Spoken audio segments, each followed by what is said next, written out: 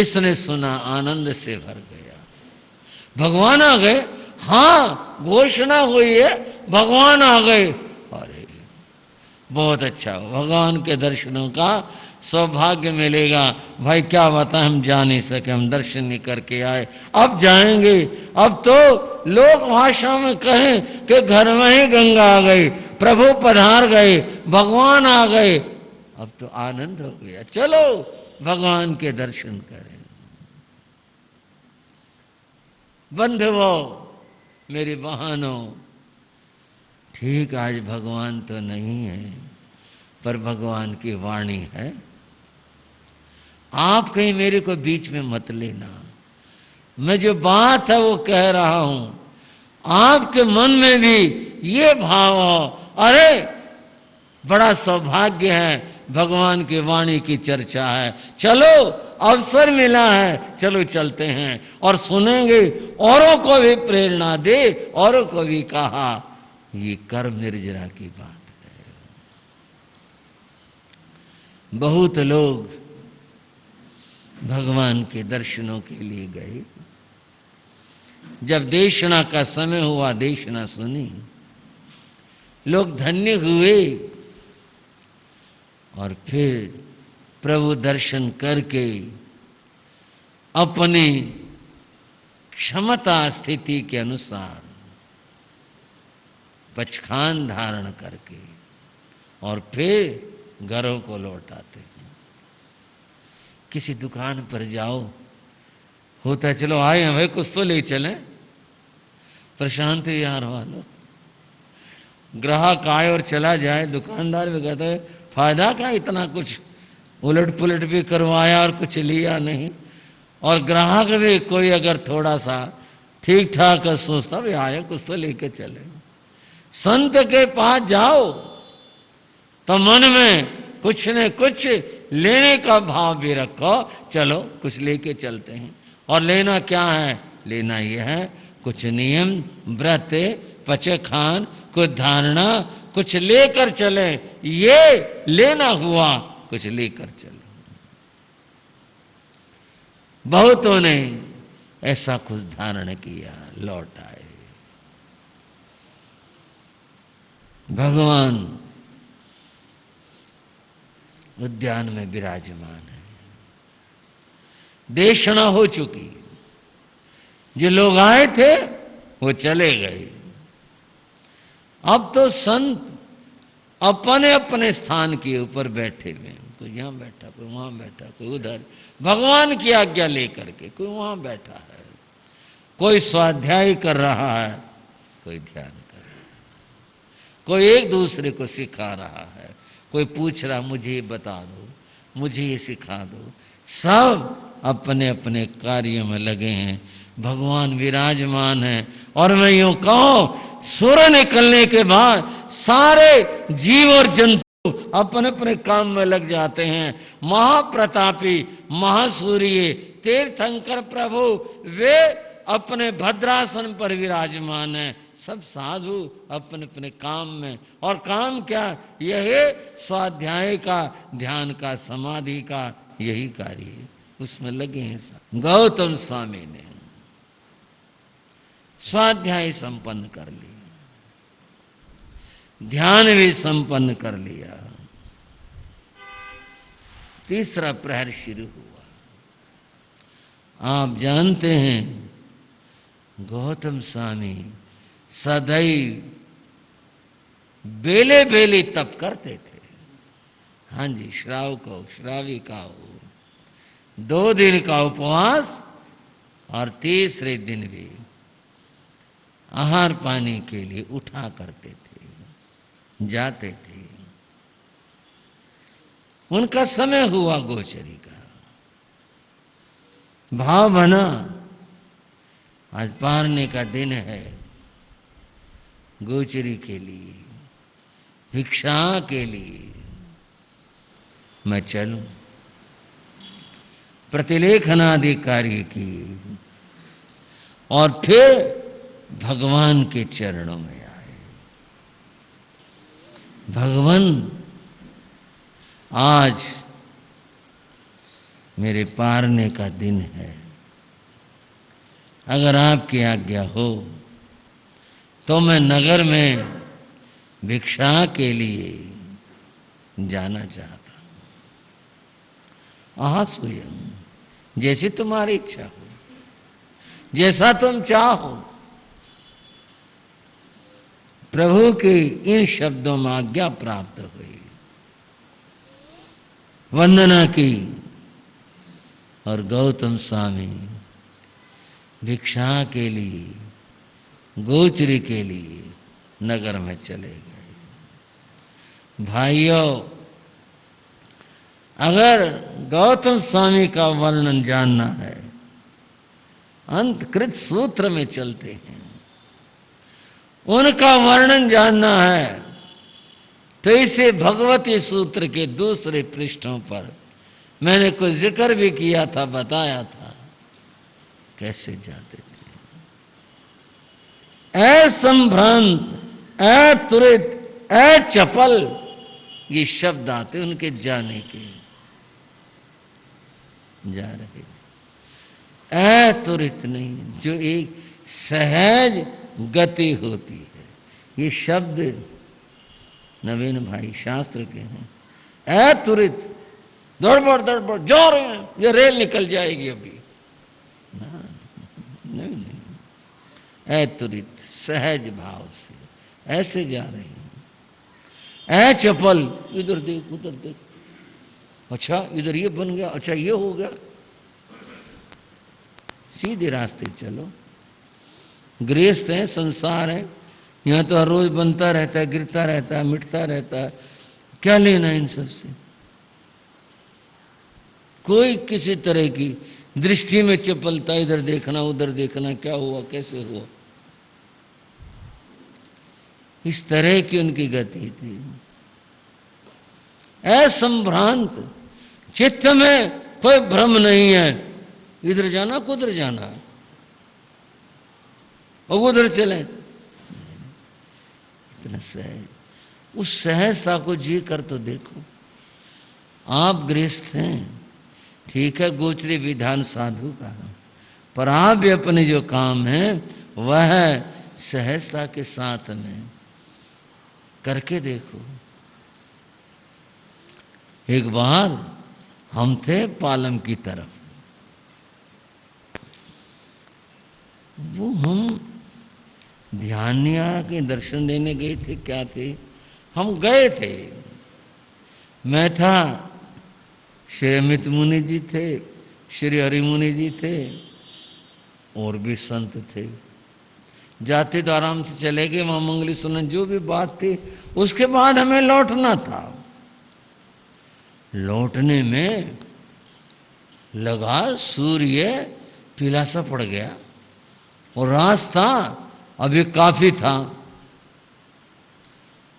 तो संतापन में जल्दी जल्दी चलो, फटाफट चलो, सूरज तो पीला सा पड़ गया। हम जी थोड़ा तेज चलने लगे, फटाफट चलने लगे, पहुंचना था समय से पहले, सब उद्देश्य था मैं देर ना हो जाए। एक आदमी पता नहीं हरियाणा का था कि दिल्ली का था, खड़ा था, न बोला थारी भी रेल निकल रही है क्या, जल्दी जल्दी जा, तो थारी भी रेल निकल रही है क्या। बंद हो, साधु की चाल, साधु की गति तो साधु के रूप में ही अच्छी लगती है। कोई कारण विशेष है, कुछ है, वो अलग बात है, लेकिन साधु तो अपनी ही मस्ती में, जिसे यूं कहें जैसे हाथी की गति को झूमते हुए अपने आनंद में चलता है, वो तो वही अच्छी लगती है। बस ले लो और भाग लो और चलो, ये साधु की गति नहीं होती। मैं कोई आलोचना का भाव नहीं रखता, मैं कुछ ऐसा नहीं कह रहा, किसी गति तेज भी हो सकती है, चलना तेज भी हो सकता है, ऐसा मेरा कोई भाव नहीं है। मैं तो गौतम स्वामी के प्रति अपनी श्रद्धा और आस्था व्यक्त करते हुए उनकी बात बता रहा था। असंभ्रांत, अचपल, इस तरह जा रहे थे। वे गए भिक्षा हेतु घरों में गए, श्रावक लोग मिले। हथेवन ने महाराज बड़ी भक्ति प्रस्तुत की। और जो भी श्रावक धर्म होता है, प्रार्थना करना हमारे घर पधारो, कृपा करो, जो भी जैसा है इस तरह से।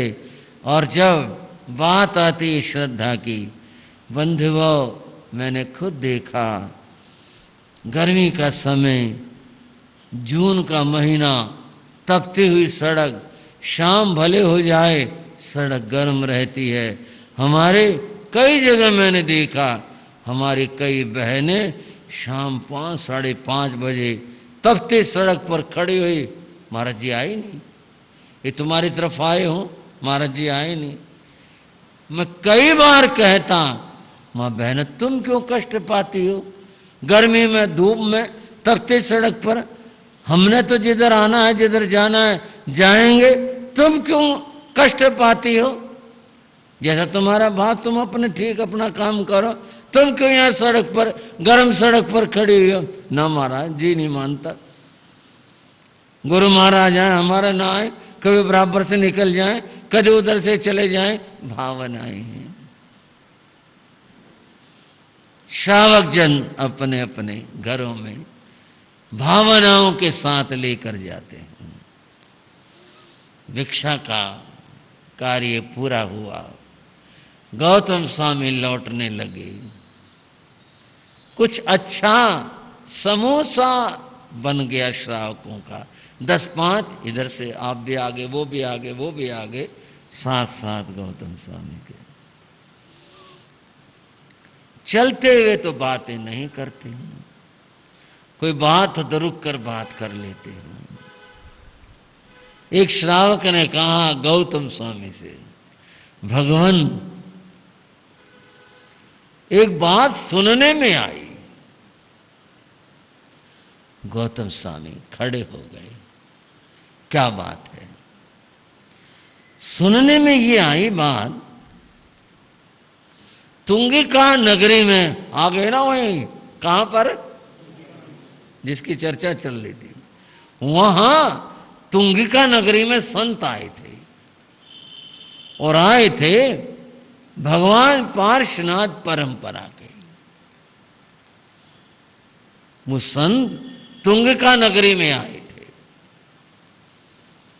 वहां पर श्रावकों ने उनसे कुछ प्रश्न पूछे। अब आपका उन श्रावकों का क्या ज्ञान हो गया जो तुंगिका की बात कर रहे हैं? बात हुई ऐसे, तुंगिका राजगृह के समीप में थी, वहां के व्यापारी, वहां के व्यक्ति अपने कार्य के लिए राजगृह में आते थे, श्रावक जन, और लोग भी आते होंगे, इधर से भी वहां जाते थे। ये तो है, व्यापार तो यही है, लेना देना है, वहाँ का माल इधर आता है, इधर का माल उधर जाता है आता है, तो फिर लेना देना भी होता है रुपयों का, कि भाई उगाई हो गई, पैसा आ गया, पैसा देना है, ऐसा है, आना जाना ये होता है। ये वहाँ भी होता था, राजगृह और तुंगिका में वहाँ भी होता था। जब लोग मिलते हैं आपस में, और भाई राजी खुशी ठीक ठाक, हाँ भाई राजी को ठीक ठाक, और क्या हाल चाल है, कुछ बातें औपचारिक होती हैं, औपचारिक बातें क्या हुआ करते हैं, और भाई बारिश का क्या चल रहा है, हरियाणा में तो यूँ कहते हैं, और भाई बूंद बांध की बात बताओ। एक थे हमारे महाराज, मैं उपवास भी कर रहा, मैं तो भोलेपन को नमन कर रहा हूँ, पुरानी बात है, जींद में ठहरे हुए थे। एक दिन बोले भाई मैं 2 बजे के रेल का टाइम होगा, जाके आऊं। बोले महाराज आपको रेल से क्या लेना, भोलापन, सहजता के बाद बोले 2 बजे के रेल का टाइम होगा, भाई मैं जरा जाके आऊं। बोले महाराज आपका रेल से क्या काम हो गया? बोले वो कुछ नहीं, उधर के हरियाणा के लोग आते हैं, उसमें कोई न कोई मिलेगा, आप फिटेंगे। बोले आपने फिर लेना क्या है? बोले कुछ नहीं, जाके आऊँ। गर्मी चले जाते कई बार जब उनका मूड होता, कुछ जानने वाले ही मिल जाते कई बार। मथे बना मारे मथे बना हमें राजी खुशी सुख साथ वो भी पूछ लेते वो, हाँ मैं राजी खुशी। आप इस बात को यूँ न लेना वो साधुता की कसौटी, उनका भोलापन सहजता कितनी उत्तम आत्मा थी। वो क्या कहते, और भाई बारिश वारिश का क्या हाल है? बोले महाराज बूंद नहीं पड़ी, बिल्कुल भी नहीं। बोले अच्छा, और ओले? बोले महाराज बरसाते नहीं, ओले कहाँ से पड़ेंगे? बोले अच्छा।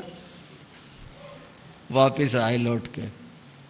संत भी कहते महाराज जाया है? हाँ वह जाए। कोई मिला? हाँ मिला था। कहाँ का? फलाने गांव का मिला था।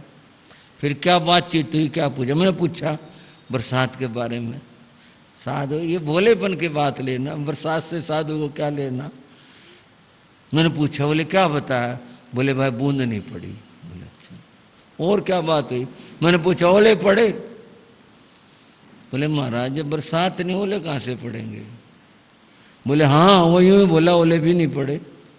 साधु बोले ओलों का महाराज क्या मेल हुआ? बरसात तो चलो भाई लोगों का दाने हो जाएंगे, लोगों का गुजारा हो जाएगा, लोगों का जीवन जुड़ा हुआ है, ओले से क्या मतलब है?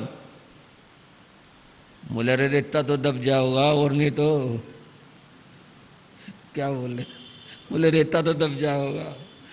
बंधु हो, इनको औपचारिक वार्ता कहते हैं। अगर मैं इसकी साहित्यिक व्याख्या करूं ना, कि दो आदमी जान पहचान हो ना हो और वैराग्य खुशी, और मौसम बड़ा ऐसा चल रहा है, ये मौसम की हमेशा शिकायत करते रहेंगे। गर्मी हो मौसम खराब है, सर्दी हो मौसम खराब है, बरसात के बादल हो जाए मौसम खराब है। वो ऐसा कोई समय नहीं आता जो कहे मौसम बहुत बढ़िया भाई। जब भी शिकायत हो गए मौसम की शिकायत, मौसम बड़ा खराब चल रहा था, बादल हो गए थे, मौसम खराब था भाई, घर से निकलना नहीं हुआ, मौसम बड़ा खराब है, बड़ी धूप हो रही, मौसम ऐसा है, शिकायत करते रहेंगे। इनका वार्ताओं का कोई अर्थ नहीं है, ये औपचारिक वार्ताएं कहलाती हैं। उस पर खड़े बस स्टैंड पर और तो कोई बात होती नहीं, मौसम की बात करेंगे।